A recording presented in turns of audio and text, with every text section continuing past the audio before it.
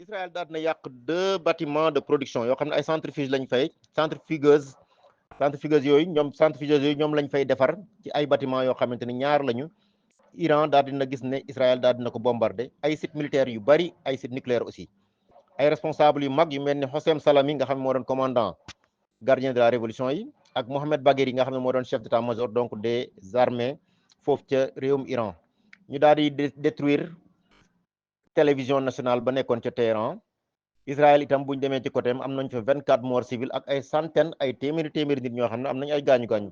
dégâts yu bari am nañ ci base militaire am yi nga xamante ni surtout base aérienne yi nga xam ne ay avion dañ fay naawee fu mel ni Nevatim fu mel ni Ofda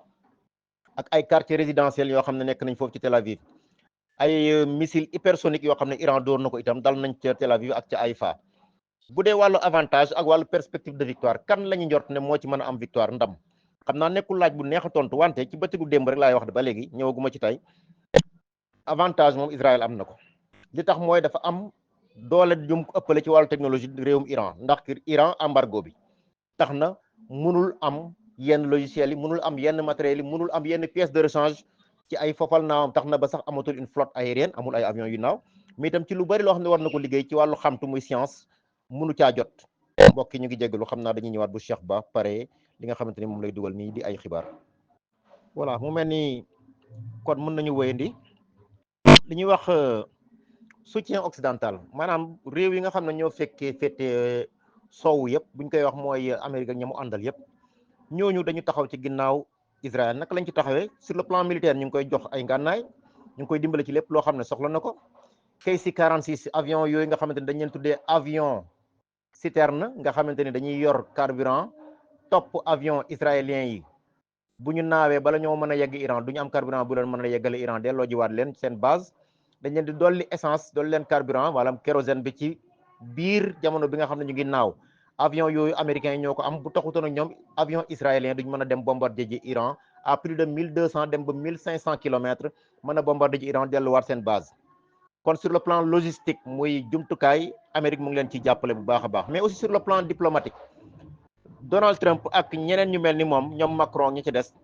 sur le plan diplomatique fu ne ñu ngi taxaw naan Israël am na droit fexe ba sàmm am réewam fexe ba réewam bañ a raaf parce que Iran dafa bëgg nërmel ko Iran dafa bëgg am arme nucléaire donc Israël am na sañ-sañ fu ñu toll ñoom ñoo koy layal ba daanaka Netanyahu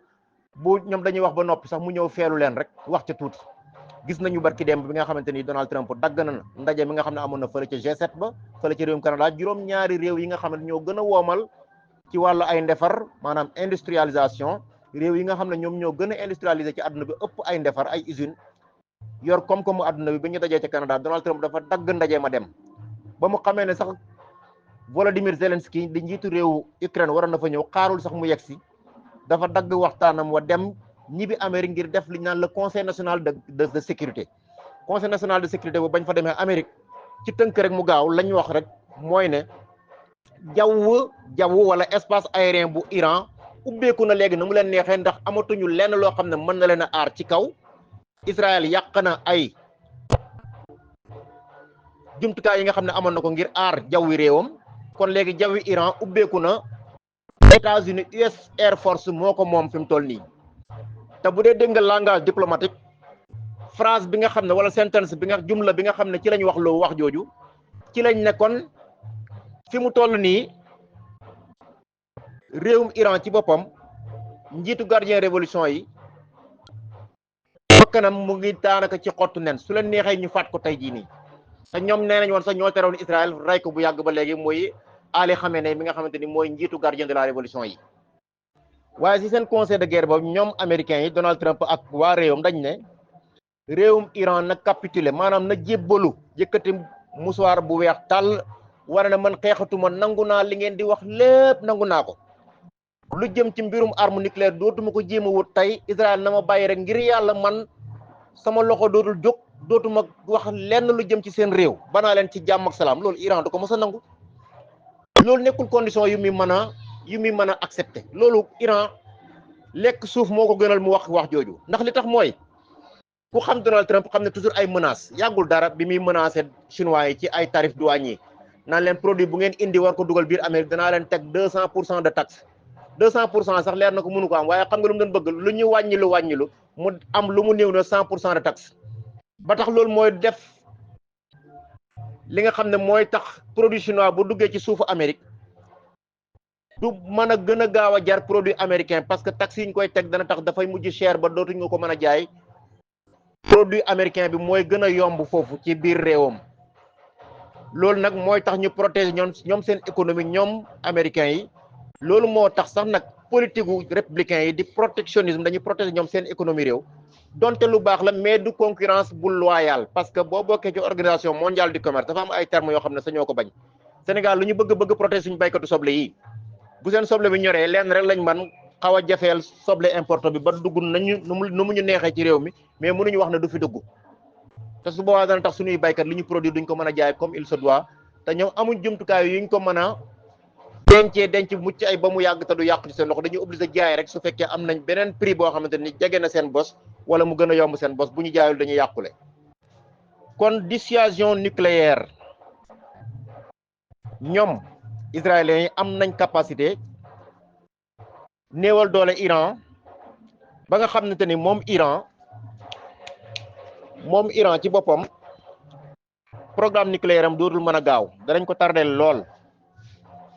mais loolu itam dafa fekk jëluñu en compte paramètre bi nga xamante ni le général Kouria di américain di commandant du centre de commandement des opérations militaires américaines ci Moyen-Orient ak ci Afrique du Nord li mu wax mooy ne Iran depuis 2021 su dekkee programme nucléaire am dafa dem ci 60% depuis 2021 munuñ ci teg ñeenti at ba léegi te Iran amul bombe atomique kon ñaawloo na seen njort que ne Iran peut-être mën na am bombe atomique donte amuñ ci benn firnde kon ñoom li ñuy wax naan peut-être ñu ngi koy ralentir mën na am sax déjà Iran am na ko mais loolu ba léegi général Kouria bi mu waxee loolu taxul américains yi gëm ne Iran am na ko ba léegi jàpp nañ ne mu ngi koy wët amagut ko ñu ne kon nañ ko yàqal ba mu ko am mais yan avantage la réewu Iran am na capacité de riposte Iran mën na fayu mën na lancer na ay centaines de missiles ak i drone yoo xam ne ci bëri bëtt nañu dôme de fer bi ba def nañu ay dégâts foofu ci réewu Israël mobilisation régionale région bi yëpp seen milices yi nga xam ne am nañ ko ñu daan leen les proxy Hezbollah ku ne xam ne néew nañ doole lool outils ya nekk Yémen néew nañ doole ba tax na liñ ko mënoon jàppale mënatuñ ko jàppale lu ni mel comme nañ ko daan jàppale moom Iran ba war a mën a dóor ci kaw Israël mu mën a yëngal région bi yëpp kon loolu mën na bañ a gaaw a am wala boog bu amee du am doole voilà Israël mu ngi def résilience maanaam Iran mu ngi def résilience maanaam mu ngi tëtalu mu ngi jéngu mu ngi xaru lépp loo xamante ni mën na ko ba war a maintenir li ñuy wax commandement ba nga xam ne kilifa yi mu dese ci bopp gardien révolution yooyu ak armée bi mu mën leen sàmm ba ñu mën a wéyal xare bi nga xam ne ñu ngi koy am ndax Iran wala Israël kenn mën na ci am ndam mbokki maa ngi ci del siwaat wàllu ndam moom neexut a joxe tey jii ak gisaane du ci yomb ndax Iran mu ngi maintenir mu ngi fexe ba am na ba tey capacité boo xam ne mu ngi mën a joor ay missile balistique missile hypersonique Iran am na ay gànnaay yu doy waar xanaa kay laaj bi mooy lu tax ba tey utiliser guñ leen wala peut-être daf leen di sakkanal pour que bu guerre bi gënee gudd ba ñu yaakaar na jeex na du tere mu mën a am leneen lu mu génne ndax ci fàttali benn njiitu gardien de la révolution yi waxoon na ne yéen occidentaux yi ni ngeen di liggéey cigarette noonu laay liggéeyee man ay missile loolu mbokk yi da nga ci jàpp ne kon mën na am kon lu baree bari ci ay missile yoo xam ne kenn mënul natt nu mu toll muy benn ñaareel ba xeetu armement yi mu am mbokk yi benn bi ma ci gën a émerveillé man du sax missile bi nga xam ne dafa am plusieurs têtes parce que boobu dóor na ko gis ngeen ko démb tey ji sax dóor na ko ci Israël ci Tel Aviv surtout missile boo xam ne day ñëw nga jéem ko intercepter mais mu am lu mat juróomi bopp yoo xam ne benn bu ci nekk ak ogive ba nga xamante moom lay yóbbaale